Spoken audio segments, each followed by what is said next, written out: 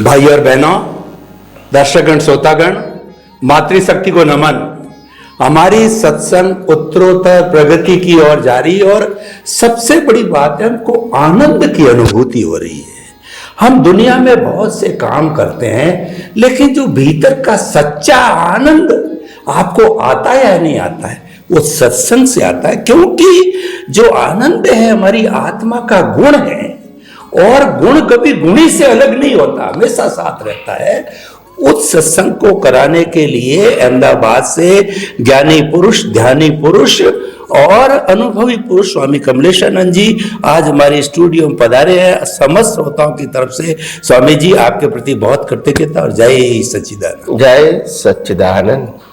स्वामी जी, दो तरह के लोगों के उदाहरण देता हूं। एक व्यक्ति ऐसा है कि उसको किसी ने गाली दी, गलौज किया, अपशब्द बोले, बहुत ज्यादा उसको टॉर्चर किया, तो उसने उसके बदले में उसने उस पर नैले से दैला मारा, टिट फॉर टैट किया, ईंट का जवाब पत्थर से दिया, दो चार गाली है, बराबर बराबर में कौन सा कम।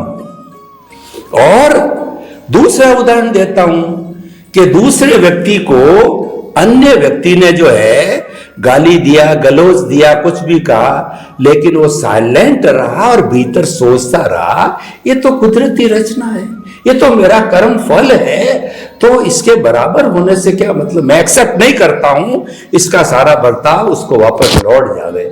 तो स्वामी जी, अध्यात्म विज्ञान की दृष्टि से आप बताइए कि दोनों के जो कॉज पड़े या नहीं पड़े, कॉजल बॉडी बनी या नहीं बनी और क्यों नहीं बनी, इसको थोड़ा अध्यात्म विज्ञान की दृष्टि से विस्तार से बताइए, क्योंकि ये बात हर व्यक्ति के जीवन में घटित रहती है, ताकि कि वो अध्यात्म विज्ञान सनातन सत्य की दृष्टि से अपने जीवन को वैसा बना सके। आप सबको मेरा नमस्कार, जय सच्चिदानंद, और प्रश्न के लिए धन्यवाद। सबसे बड़ी बात यह है, मानव जीवन एक इंसान के नाते हमको सोच समझ के जीना चाहिए, क्योंकि कुदरत ने विशाल बुद्धि केवल इंसान को ही दिया है, हर प्राणी के अंदर से। और इसीलिए देव लोग भी मनुष्य भाव की झंखना करते हैं, क्योंकि बुद्धि की जो विकास है वो केवल मनुष्य के पास है, देवों के पास भी नहीं है। देवों के पास अवधि ज्ञान है, शक्ति है, बुद्धि नहीं है, क्योंकि पुरुषार्थ नहीं करना है। क्या नहीं करना है? पुरुषार्थ। उसके लिए अच्छा बुरा कुछ भी नहीं है। They always on a duty, फर्ज में होता है, और जो कहेंगे वही करना है, तो इसके लिए उसकी कोई जिम्मेदारी नहीं होती है। तो इंसान के पास बुद्धि है, सबसे पहले ये सोचते हैं एक आम इंसान के नाते कि भी अगर किसी ने गाली दे भी दिया, अपमान कर भी दिया, तो क्या बड़ी बात है। हम क्या इस अपमान को स्वीकार करते हैं, गाली को स्वीकार करते हैं, तो क्या गाली देने वाला, अपमान करने वाला व्यक्ति कोई सर्टिफाइड है कि उनकी गाली या अपमान हमको लगना ही चाहिए, जरूरी है? नहीं, उनको बोलना था, बोल दिया। हम इसकी वैल्यू क्यों करते हैं?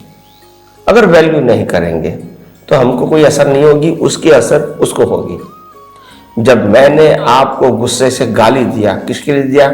आपको दुख पहुंचाने के लिए। आपको दुख नहीं पहुंचेगा तो वो दुख मेरे को तो पहुंचेगा। Back to pavilion. तो पहले ये सोच होना चाहिए कि आप एक्सेप्ट मत करो। दूसरी बात, अगर गाली दे दिया किसी ने, अपमान कर दिया है, तो ये भी समझ सकते हैं कि ये मेरे कर्मों का फल है, इसीलिए भी अपोज करने की जरूरत नहीं है। थर्ड एक्शन, थर्ड एग्जाम्पल, अगर किसी ने गाली और अपमान दिया और हमने भी इसका रिएक्शन दिया, रिएक्शन, और हमारी प्रकृति और सामने वाली प्रकृति दोनों को कुदरती रचना देखा, तो फिर आप न्यूट्रल है। दोनों में से किसी की गलती है या कोई क्रिया करने के लिए या बोलने के लिए स्वतंत्र है, ये आपने माना ही नहीं, यानी न आपकी गलती है न सामने वाले की, दोनों की प्रकृति को कुदरती रचना देखा तो न्यूट्रल हो गया। तीसरा, चौथा एग्जाम्पल, अगर कोई व्यक्ति हमारे सामने आती है और हमने भी गुस्से में आके उनका अपमान कर दिया और गलत शब्द का प्रयोग कर दिया, फिर प्रयोग के बाद थोड़े समय के बाद हमको लगा कि ऐसी भाषा का प्रयोग नहीं करना चाहिए, तो हम प्रायश्चित करते हैं, तो भी अच्छा है। तो बहुत सारा तरीका है, उसमें श्रेष्ठ तरीका यह है, मध्यम तरीका गलती की माफी मांगना है, और श्रेष्ठ तरीका यह है कि सभी प्रकृतियों को कुदरती रचना देखना, वो श्रेष्ठ मार्ग है और साइंटिफिक भी है। क्या है? साइंटिफिक। हाँ, और माफी मांगना वो धार्मिक मार्ग है। और समाज में क्या होता है, लोग टीट फॉर टेट करते हैं, जैसे को तैसा, तो सबकी अपनी अपनी लेवल ऑफ अंडरस्टैंडिंग होती है। तो टॉप लेवल की अंडरस्टैंडिंग ये है कि सभी प्रकृतियों को कुदरती रचना देख के प्रकृति की वैल्यू ही अपनी दृष्टि में खत्म कर दें और परमात्मा की वैल्यू बनाए रखें, बस, ताकि अच्छी बुरी मेरी तेरी वो सब्जेक्ट नहीं रहेगा। तो ये सिंपल रास्ता है और परफेक्ट रास्ता है। क्या है? परफेक्ट। अल्टीमेट सॉल्यूशन ये है। मीडियम सॉल्यूशन, अगर हमारी गलती हो गई है तो माफी मांग लो। लो कक्षा का सॉल्यूशन क्या है कि भी टीट फॉर टैट, वो कर सकते हैं तो हम भी कर सकते हैं। तो ये अलग अलग लेवल है सभी का। तो उसमें से श्रेष्ठ ये है, कुदरती रचना देखें और उनके अंदर भी शुद्धात्मा देखें और खुद भी शुद्धात्मा में बने रहे, यही बेस्ट सॉल्यूशन है। स्वामी जी, आपका बहुत बहुत धन्यवाद।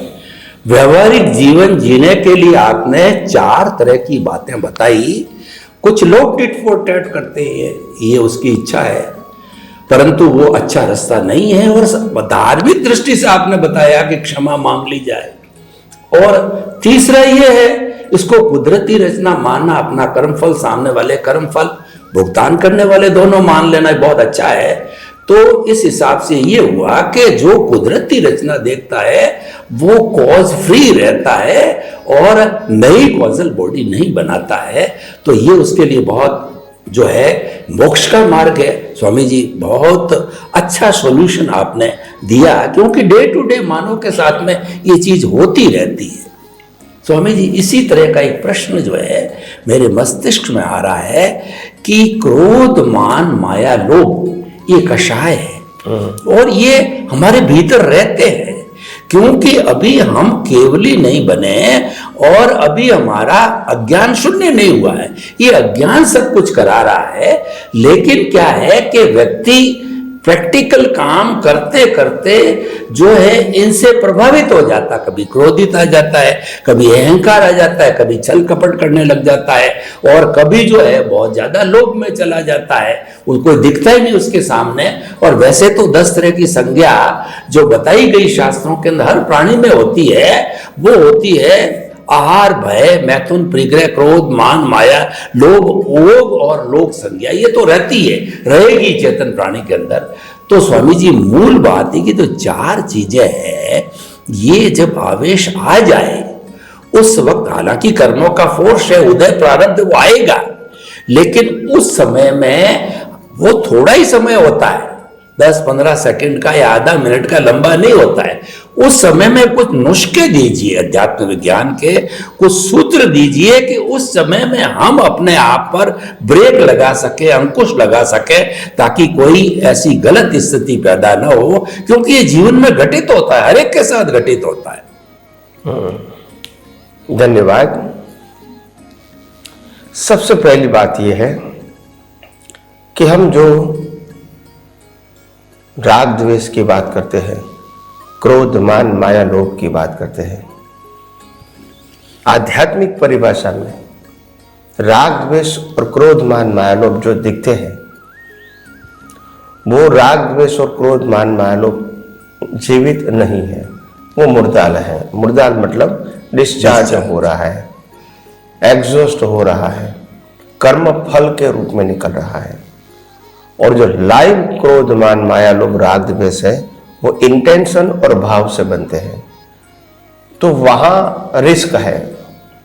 और इसका कुदरत हमको नेक्स्ट बर्थ में कर्म फल के रूप में फल देती है। तो इंपॉर्टेंट बात यह है कि क्रोध मान माया लोभ और राग द्वेष कर्म फल के स्वरूप प्रकृति को तो होगा, अगर लेकर आए हैं तो ये करना चाहिए, हम ऐसा नहीं कहते हैं, मगर निकल रहा है और वो निकल रहे हिस्से को हम अगर हमारे जीवन में कैसे भी करके, क्योंकि हमारी भी ये प्रकृति का क्रिएटर ऑपरेटर डिस्ट्रॉयर तो कुदरती है, हमारी या विश्व की कोई भी व्यक्ति की प्रकृति। तो जब कुदरती रचना देखते हैं अंदर भाव नहीं बिगाड़ते हैं, क्या बताएं, अंदर भाव, अंदर दृष्टि नहीं बिगाड़ते हैं, अंदर दर्शन नहीं बिगाड़ते हैं, ज्ञान नहीं बिगाड़ते हैं, दोनों को हम सम्यक रखते हैं। और कई लोग ऐसा मानते हैं कि स्वामी जी ये थोड़ा डिफिकल्ट लगता है। मैंने कहा अगर आपको ज्ञान और दर्शन का सही उपयोग करना है उसमें मेहनत कहाँ है, प्रैक्टिस है, मेहनत तो नहीं है। अभी तक आपके पास प्रैक्टिस नहीं थी, मैं मानता हूं, मगर आपको जब दृष्टि मिली है तो फिर आप प्रैक्टिस कर सकते हैं, इसमें कोई मेहनत तो नहीं है, डिफिकल्ट भी नहीं है। और जैसे जैसे प्रैक्टिस करते रहोगे तो आपका ज्ञान दर्शन का उपयोग सहज होता जाएगा, क्योंकि ज्ञान दर्शन दोनों फिक्स है, परिवर्तन नहीं है। और अवस्थाएं, संजोग, थॉट, स्पीच एंड एक्शन परिवर्तित है। तो हमारा ज्ञान दर्शन तो स्थिर है, कोई भी अवस्था में मैं मन वचन काया से मुक्त, चेतन, अविनाशी और सभी प्रकार की अनंत शक्तियों वाला मैं शुद्ध आत्मा हूं। ये मेरा ज्ञान है और दर्शन है। मेरे अलावा यानी शुद्धात्मा के अलावा मन वचन काया, उनकी अवस्था और 5 ज्ञानेंद्रियों से अनुभव में आती पूरी सृष्टि वो कुदरती रचना है। एक ही तो प्रिंसिपल है, इसमें कोई कंठस्थ करने की बात, याद रखने की बात, भूल जाने की बात, यहां कोई चेंज करने की बात तो है ही नहीं। आपको इसको बार बार दृष्टि से देख करके रिपीट करना है और आखिर यही अंतिम सत्य है। और एक बार तो आपको आपकी दृष्टि को परिपक्व करना ही पड़ेगा। अगर आपको आदि व्याधि और उपाधि में भी समाधि की अनुभूति करना है, भीख और भय मिटाना है, तो एक बार तो आपको सनातन सत्य को स्वीकार करना पड़ेगा। आत्मविश्वास के साथ जीना है तो आपको सनातन सत्य को समझना ही पड़ेगा। देखो, रिलेटिव सत्य से आत्मविश्वास नहीं आता है क्योंकि वो परिवर्तित है, मगर सनातन सत्य ऐसा है कभी परिवर्तित नहीं होता है और सबके लिए समान है, क्योंकि ये कुदरत का कानून है। तो ये जितना भी कंठस्थ करोगे, उपयोग करके, अनुभव करके, उतना ही आपकी दृष्टि एकदम सहज, सरल और सुगम हो जाएगी, क्योंकि उसमें कुछ ऐड करना नहीं है और न कोई माइनस करना है। और वो फैक्ट है। क्या है? फैक्ट है। फिर क्या तकलीफ है? सनातन। ये कोई व्यक्ति का व्यू पॉइंट थोड़ी है। तो इसीलिए मैं समझता हूं कि क्रोध मान माया लोभ राग द्वेष की जो परिभाषा है और डूअरशिप ओनरशिप की जो परिभाषा है, भुगतान की जो परिभाषा है, वो हमको बदलनी पड़ेगी। देखो, क्रिया प्रकृति करती है, मालिक की प्रकृति करती है और भुगतान भी प्रकृति करती है। और आप क्रिया का, मन वचन काया की अवस्थाओं के मालिकी का और भुगतान का, तीनों का आप तो ऑब्जर्वर है और आपके लिए वो कुदरती रचना है। इसमें फिर क्या है, कैसी प्रकृति है, कैसी भाषा है, कैसे विचार है, उसमें डीप में जाने की कोई आवश्यकता नहीं है, क्योंकि वो आज आप नहीं कर रहे हैं और आपके हाथ में भी कंट्रोल नहीं है। और इसीलिए कुदरती रचना देखोगे, यही सर्वश्रेष्ठ और इजीएस्ट एंड परफेक्ट मार्ग है।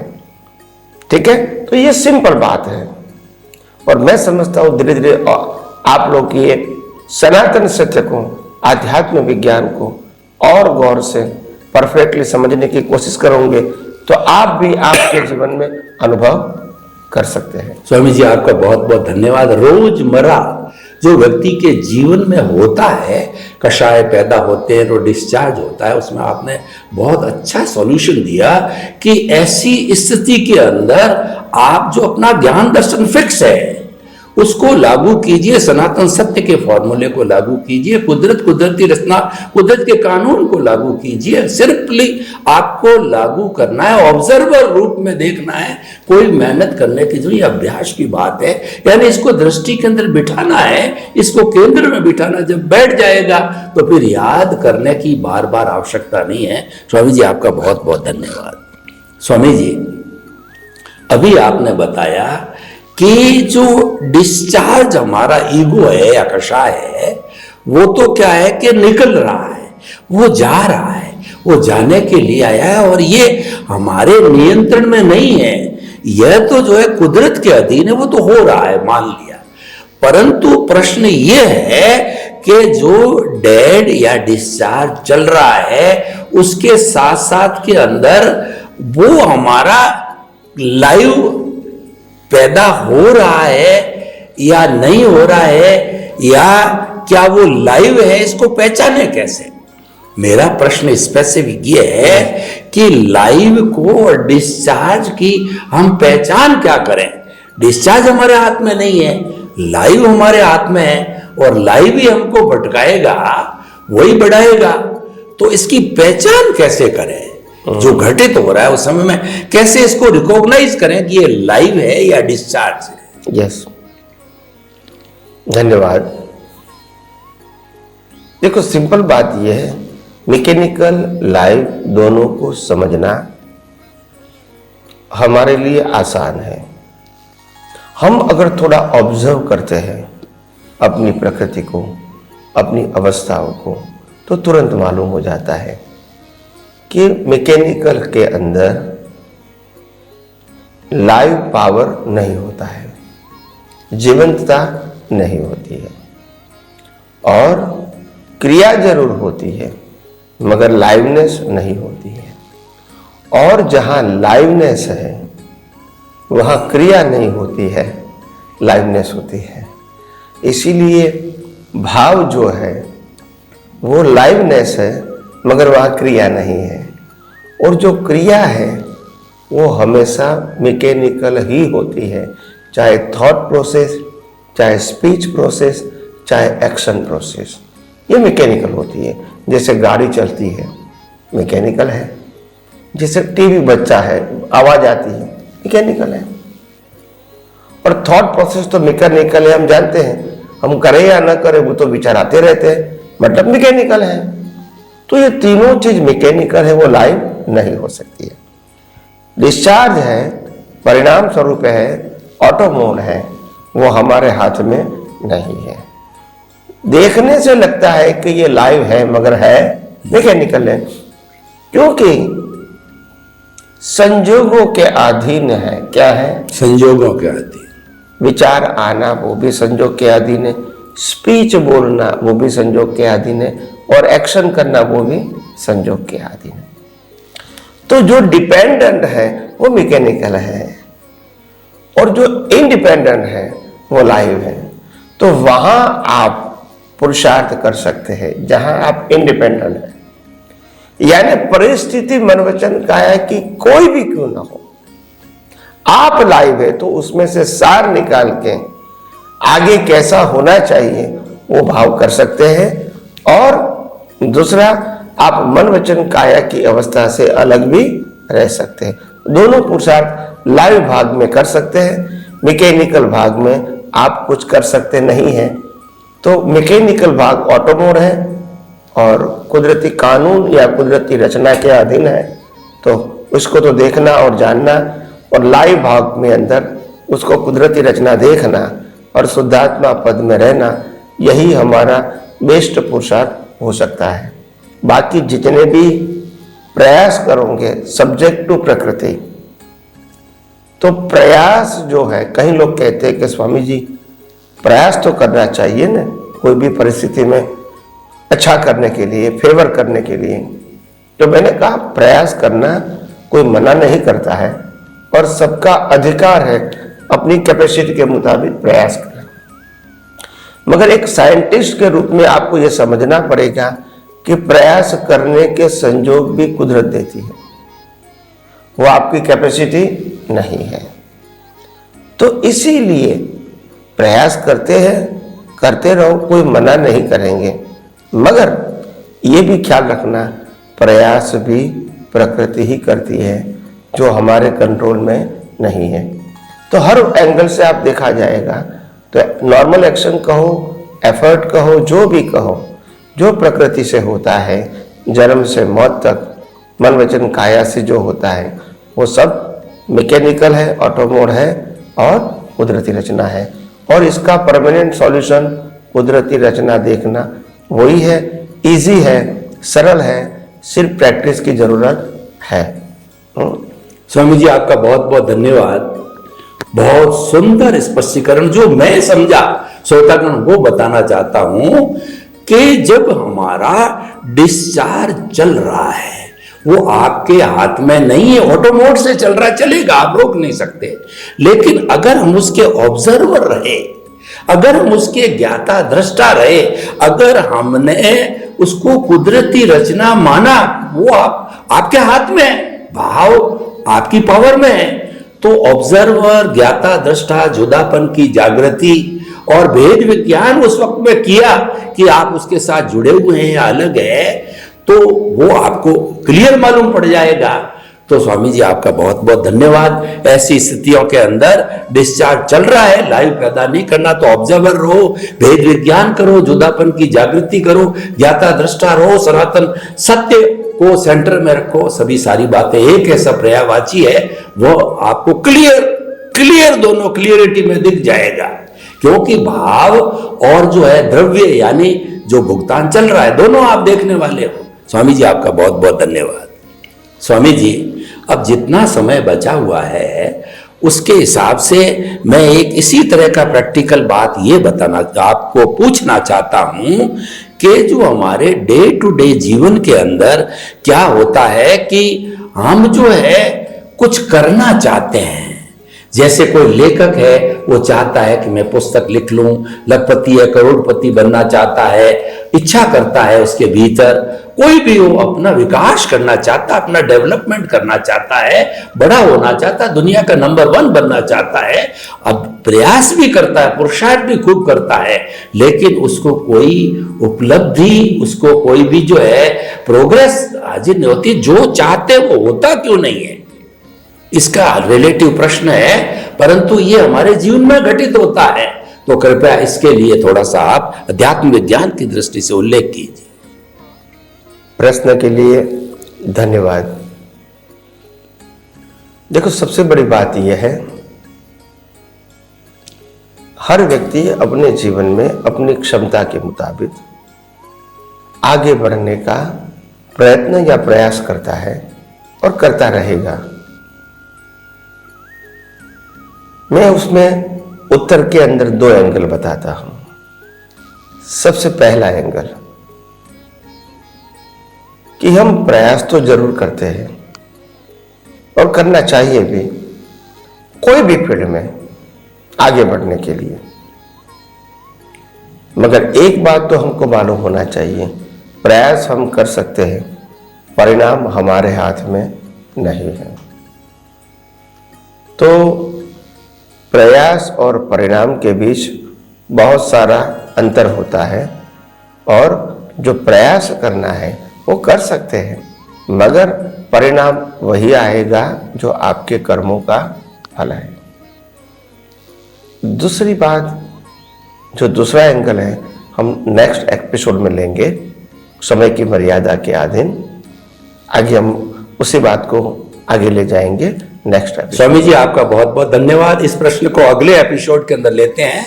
लेकिन जितना आपने बताया उससे मैं ये समझा कि गीता की यह थ्योरी में लगाता हूं कि जो है आप कार्य कीजिए, फल की इच्छा मत कीजिए, उसको एक्सेप्ट कीजिए। परिणाम आपके हाथ में नहीं है, एक्सेप्ट करना आपके हाथ में, उसको एक्सपेक्ट कीजिए। और इस विषय को अगले एपिसोड में फिर लेते हैं।